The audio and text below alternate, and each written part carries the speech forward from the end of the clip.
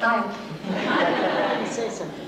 No, we were talking about how we all met David Lynch. And I met David when he was a student at the American Film Institute. And he was starting to do a show called Eraserhead. And my roommate at the time got a job at the American Film Institute doing props for whatever show was going to come up, and it happened to be the show. And David was looking for someone to play Mary, and she said, my roommate's an actress. So invited David and his wife over to our house for dinner. And we lived way out in the country. We lived in Topanga Canyon, which is kind of a rural area of Los Angeles. And so David and his wife came to dinner. And David, I'd never met David before. And he showed up. He was wearing a Panama hat with a big hole in it, 2 neckties, a jacket with the sleeves, the elbows out of both the shirt and the jacket.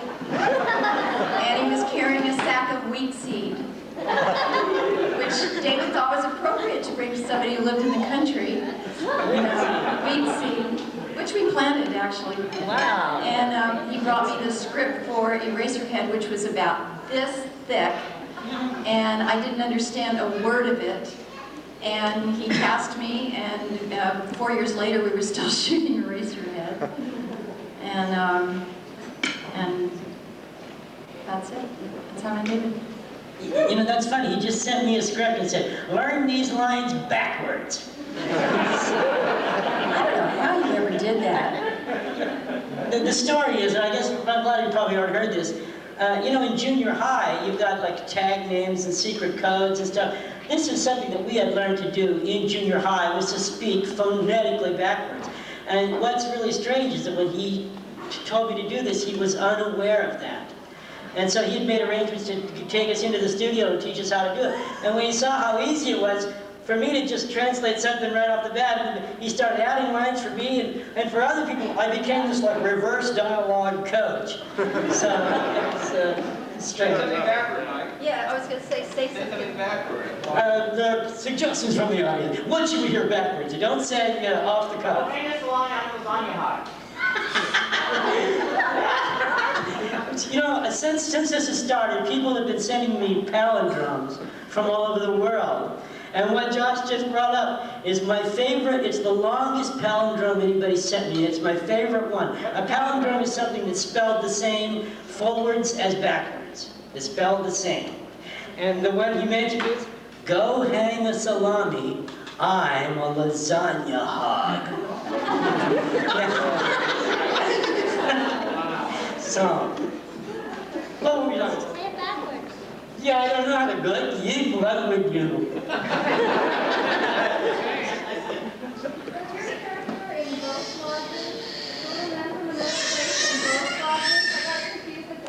You know, what's that again? Excuse me, Satori.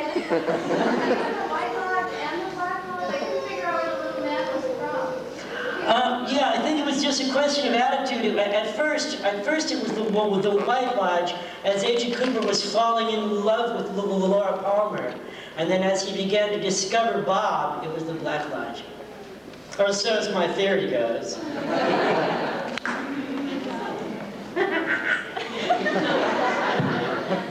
Any other questions? Yes? What was it like working with Jack Nance? Oh, working with Jack Nance. What was like living with Jack Nance? Jack and I were roommates for 4 years. Wow. And Jack was the original curmudgeon, you know. Jack was a really sweet soul. He was a real old soul, and we all miss him very, very much. But Jack was very eccentric, and he always liked to live in like little tiny spaces. We had kind of a nice big house, and he lived in one little room, and in that little room he had his bed, he had a sofa, a coffee table, an easy chair, a desk, and a air conditioner that he ran non-stop day and night, so it was like a refrigerator in there. And he never threw anything out. He had like, the sofa was piled with newspapers and books, and the ashtrays were always overflowing, you know. And he loved it like that. It was like a den. And about, once a month, I'd go in there and, when he was out of town working or something, and I'd clear the whole place out, and he'd come back and go, "I've been robbed!" Now, Jack was great. Jack was great. He told great stories. And if you ever had the patience enough to wait for him to say the next line. We used to do radio interviews, and the disc jockey or the interviewer would always cut in, before Jack would finish because they'd think he was done. But he just, the way he talked, he was lovely. Yeah. Could you say "We're here for you, Bobby"? We're here for you, Bobby.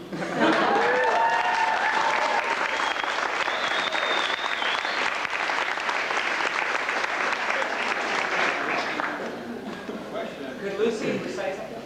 Lucy.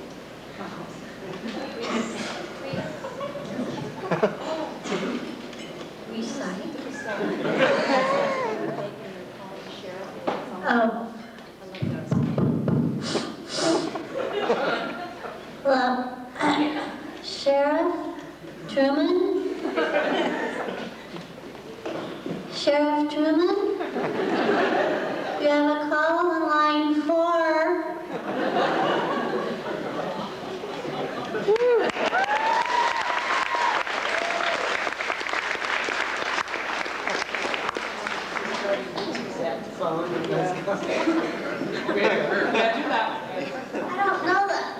I don't know that by heart. The blue phone, not the polka dot phone. You in the yellow shirt way in the back for 5,000.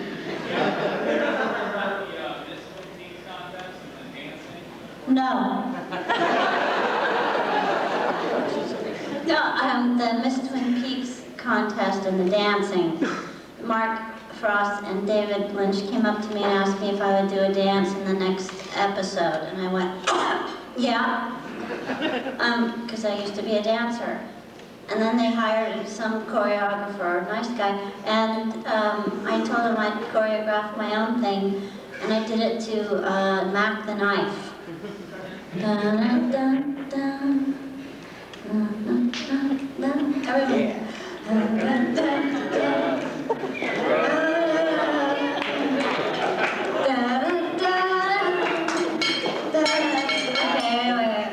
So then Angelo composed something, and that's my story. It was supposed to be geeky, if that was your question. It wasn't supposed to be like hip-hop, rock, all right. I keep doing this to hear you better. What? Holy smokes. Professor Charlotte, Yes? to your understanding, how aware, even though everything was classified, how aware was Mrs. Briggs of her husband's involvement in Project? Betty didn't want to know anything.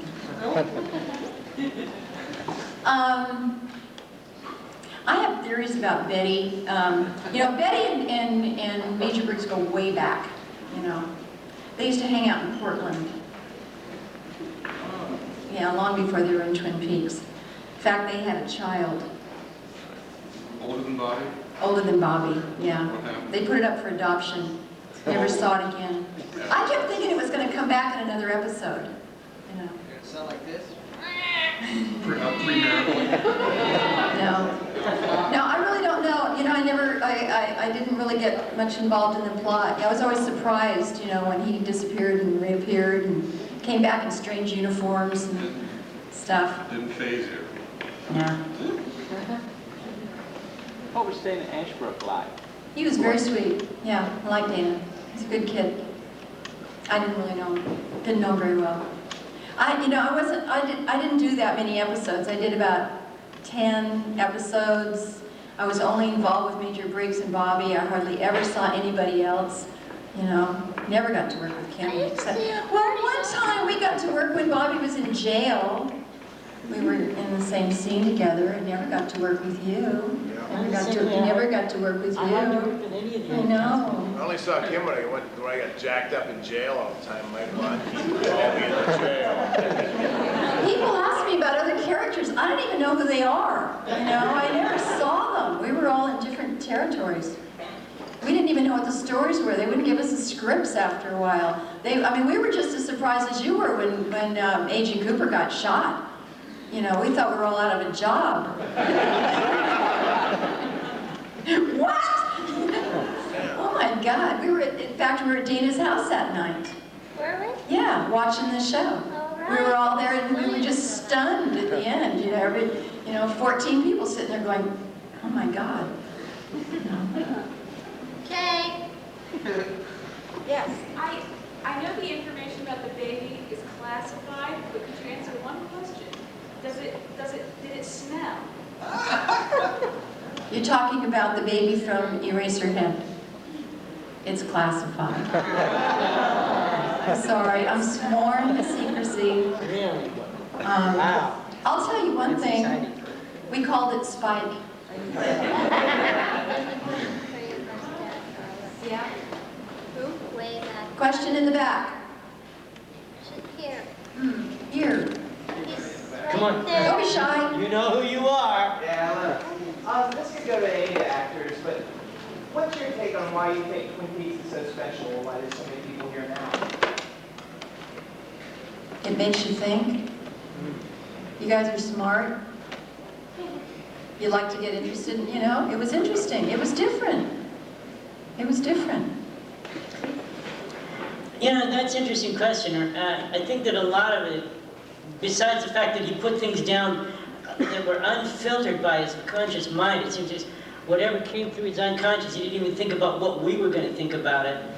And I don't think he worried about what it meant, and I think that real life has that same quality. And when you look at real life, you pull whatever you want to pull out of it, or what your own identities you sort of pull from it. And Twin Peaks sort of had that same effect on all of us.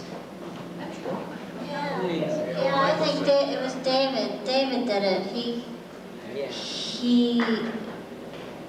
all of you have the same connection as him. David got to do what he wanted. And you're the only people who notice.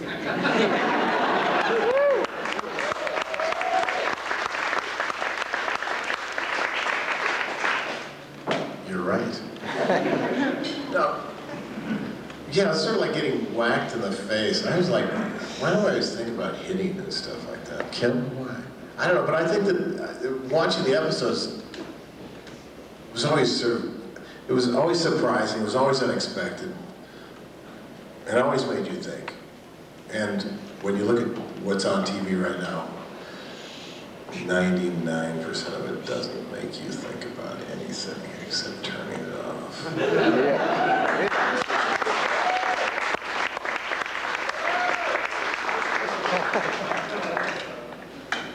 Okay, let's go have Jack Daniels. One more question? Got time for one more? Yeah, sure. I'm a big David Lynch fan, but Mark Frost was also the co-creator of the show, and I think he's not delivered his props. Does anybody have any interesting stories about Mark? Who's Mark Frost? He has the best car you've ever seen. Chris? Well, Mark's a longtime friend of mine, and I think it's great to give Mark props on the Twin Peaks. He was wonderful. I remember when we were when he shot his episode, it was the 7th episode of the first year, and Joan Chen and I were in her house, and we were talking about what Joan owed me and all this stuff, and he had the spirit of, like, David had overwhelmed him, and at one point I was walking up behind Joan Chen, and Mark goes, "Chris, when you walk up to Joan Chen, move just a little bit to your right, so that when you stand there, the antlers from the deer will be coming out of your head." I said, "Wow, you're so on it, man. I love you." And that's Mark Frost. Mark Frost he's really weird. Yeah. And so those antlers, sometimes the holes are still here. But he's a great guy.